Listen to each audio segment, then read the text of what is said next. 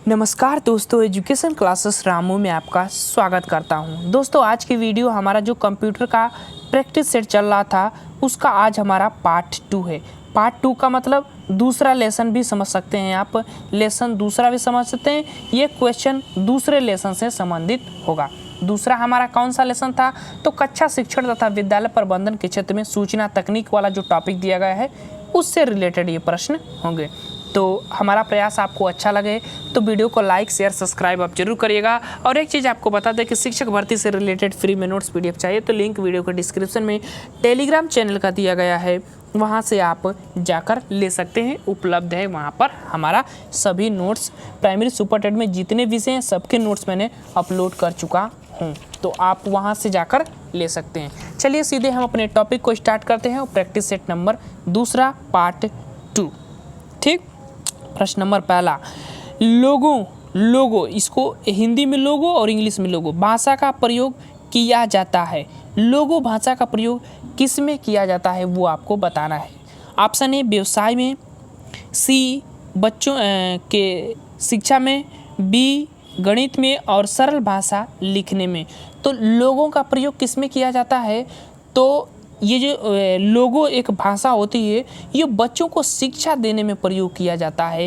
एक पहचान के रूप में बच्चों को शिक्षा देने के काम आती है। मान लीजिए किसी की वस्तु के बारे में जब आप बता रहे हैं तो उसको एक आकार के जैसे कि आप आयत पढ़ा रहे हैं, वर्ग पढ़ा रहे हैं, तो इस तरह आप लोगो बनाकर उनको बता सकते हैं। तो समझ में आ गया ना। चलिए यहाँ पर दे दिया गया है ग्राफ। व्याख्या, लोगो भाषा का विकास कम उम्र के बच्चों को रेखा चित्र और ग्राफिक की शिक्षा देने में प्रयोग किया जाता है। तो इम्पोर्टेंट है, ध्यान रखिएगा।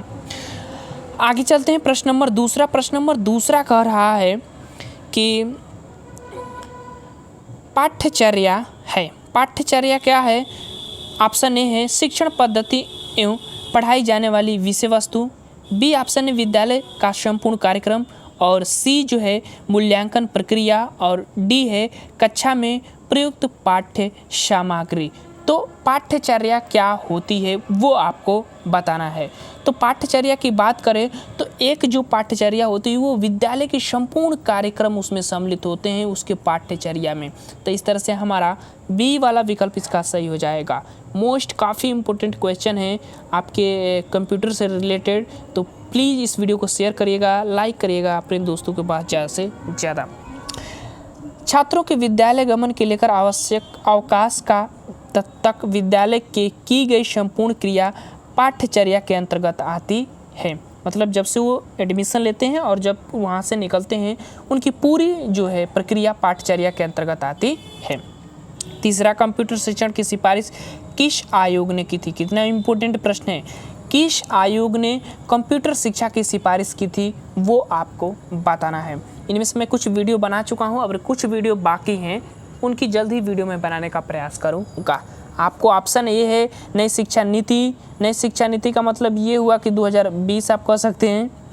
कोठारी आयोग, यशपाल समिति और बेसिक शिक्षा समिति। तो आपको बताना है कि किस कंप्यूटर शिक्षा की किस आयोग ने सिफारिश किया था। तो किस आयोग ने किया था? तो नई शिक्षा नीति। अच्छा, नई शिक्षा नीति 1986, ध्यान रखिएगा, नई शिक्षा नीति 1986। यहाँ पर मैंने 2020 कह दिया, लेकिन वहीं को 1986 को समझिएगा इस प्रश्न के अकॉर्डिंग। तो कंप्यूटर शिक्षा की सिफारिश नई शिक्षा नीति ने की थी। आगे चलते हैं। प्रश्न नंबर 4, इसका तो उत्तर ही दिख गया यार। चलो, अनौपचारिक शिक्षा की व्यवस्था किस वर्ग के अंतर्गत आती है? अनौपचारिक शिक्षा 3 प्रकार की होती है शिक्षा व्यवस्था, एक औपचारिक, अनौपचारिक और निरौपचारिक।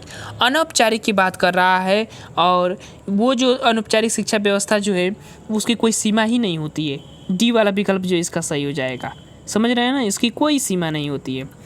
डी वाला विकल्प जो है इसका सही हो जाएगा। अब इसका थ्योरी वाला पार्ट को देख लेते हैं।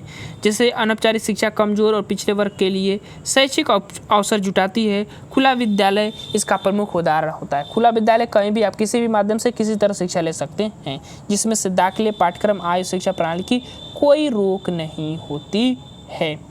तो समझ गए ना। अब हम आगे चलते हैं प्रश्न नंबर 5 पर। प्रश्न नंबर 5 क्या कह रहा है प्रश्न नंबर 5 कह रहा है कि परिवार शिक्षा का किस प्रकार साधन है। परिवार शिक्षा का किस प्रकार साधन है। तो किस प्रकार साधन है परिवार शिक्षा का, तो वह साधन है अनौपचारिक शिक्षा का साधन है। मैंने अभी बताया जहाँ पर कोई सिस्टम नहीं होता है, समय की कोई बाध्यता नहीं होती है। परिवार, रेडियो, टेलीविज़न शिक्षा अनौपचारिक शिक्षा के साधन माने जाते हैं। प्रश्न नंबर 6 विद्यालय का कार्य होता है। विद्यालय का कार्य क्या होता है। पहला ऑप्शन है संस्कृत का संरक्षण करना, दूसरा ऑप्शन संस्कृत का परिष्कृत करना, संस्कृत का नवीनतम निर्माण करना, इनमें से सभी। तो सभी तो हो नहीं सकता क्योंकि विद्यालय कभी परिष्कृत नहीं करता, तो ये वाला विकल्प हमारा गलत। छठवां का कौन सा विकल्प सही होगा, तो वो होगा संस्कृत का संरक्षण और संस्कृत का नवीन निर्माण करना। संस्कृत का परिष्कृत करना ये नहीं हो सकता, तो हमारा जो विकल्प जो सही होगा ये दोनों सही हो जाएगा। लेकिन अब कैसे दोनों को मार सकते हैं, यहाँ पर डी दिया गया है, पढ़ लेते हैं इसको थ्योरी पहले। विद्यालय का मूल कर्तव्य संस्कृत का संरक्षण, उसको साफ सुंदर इसके नए प्रारूपों का निर्माण करना। अब देखिए ये गलत दिए, बी दिया नहीं रहना चाहिए। संस्कृत का परिष्कृत नहीं कर सकते भाई आप, तो ये इसका विकल्प दोनों सही हो सकता है। अब विकल्प में दूसरा दिया गया तो कोई बात नहीं, चलिए सही कर लीजिएगा। प्रश्न नंबर 7 कह रहा है कि कक्षा शिक्षण की सबसे महत्वपूर्ण विधि कौन सी है। कक्षा शिक्षण की सबसे महत्वपूर्ण विधि कौन सी है। ऑप्शन ए प्रजातांत्रिक उपागम, प्रभुत्ववादी उपागम, इसको सत्तावादी उपागम भी कहते हैं। सी छात्रों के दुर्व्यवहार को कम करने के उपाय। डी निष्पक्ष रूप से विद्यालय नियमों का अनुपालन की बाध्यता तो कभी होनी नहीं चाहिए भाई। तो हमारा विकल्प जो सही होगा सबसे महत्वपूर्ण साधन, तो वो ऑप्शन है प्रजातांत्रिक उपागम, जो सबसे बेस्ट ऑप्शन होगा इसका, और ये वाला विकल्प हमारा सही हो जाएगा प्रश्न नंबर 7वें का।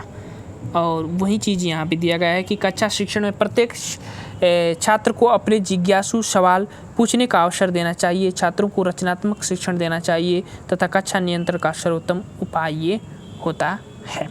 ठीक। प्रश्न नंबर 8 डिसलेक्सिया संबंधित है। डिसलेक्सिया किससे संबंधित है वो आपको बताना है। मानसिक विकार, गणितीय विकार, पठन विकार, व्यवहारिक संबंधी विकार जिसको आप कह सकते हैं।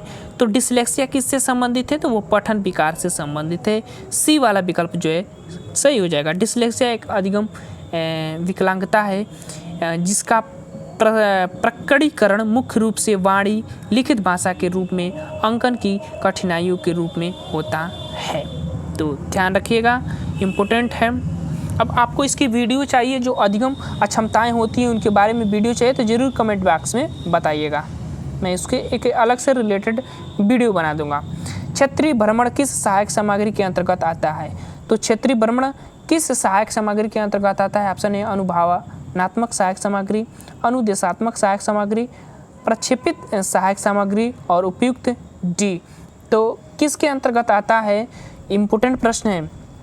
तो देखिए आप क्षेत्र जब किसी स्थान पर घूमने जाते हैं तो उसका क्या होता है, आपको अनुभव मिलता है। तो ऑप्शन में कौन सा मिल रहा है, तो अनुभवात्मक सहायक सामग्री, ये वाला विकल्प जो है आपका सही हो जाएगा। आप खुद उस स्थान पर जाकर अनुभव लेते हैं तो वो अनुभवात्मक सहायक सामग्री के अंतर्गत आ जाता है। वही चीज़ यहाँ पर दिया गया है। प्रश्न नंबर 10 और इस वीडियो का लास्ट प्रश्न, किस प्रकार का कक्षा वातावरण छात्रों के अधिगम के लिए अधिक प्रभावशाली होगा। किस प्रकार का कक्षा वातावरण आएगा तो वो अधिक प्रभावशाली होगा। ऑप्शन ए दुष्क्रिया कक्षा वातावरण, ये तो पहले गलत है। पर्याप्त कक्षा वातावरण और सी वाला विकल्प व्यवस्थित कक्षा वातावरण और उपयुक्त डी सभी कह रहा है। तो कैसा वातावरण होना चाहिए जो काफ़ी प्रभावशाली होगा, तो वो व्यवस्थित कक्षा वातावरण जो है इसका बेस्ट ऑप्शन होगा और यही वाला सही हो जाएगा। ऐसा ही वातावरण होना चाहिए अगर आप उसको प्रभावशाली बनाना चाहते हैं, अपने कक्षा के वातावरण या शिक्षण अधिगम को प्रभावशाली बनाना चाहते हैं। तो 10वां का सी वाला विकल्प हमारा सही हो जाएगा। और यहाँ पर दे दिया गया है कि व्यवस्थित कक्षा वातावरण छात्रों के अधिगम के लिए अधिक प्रभावशाली होता है। तो ये थे हमारे कंप्यूटर के पार्ट 2 या प्रैक्टिस सेट 2 जो दूसरा लेसन था उससे रिलेटेड थे 10 प्रश्न। जल्द ही हम अगला प्रैक्टिस सेट लेकर आएंगे। वीडियो आपको कैसा लगा ज़रूर कमेंट बॉक्स में बताइएगा। तो चलिए दोस्त वीडियो को समाप्त करते हैं। Thank you for watching this video.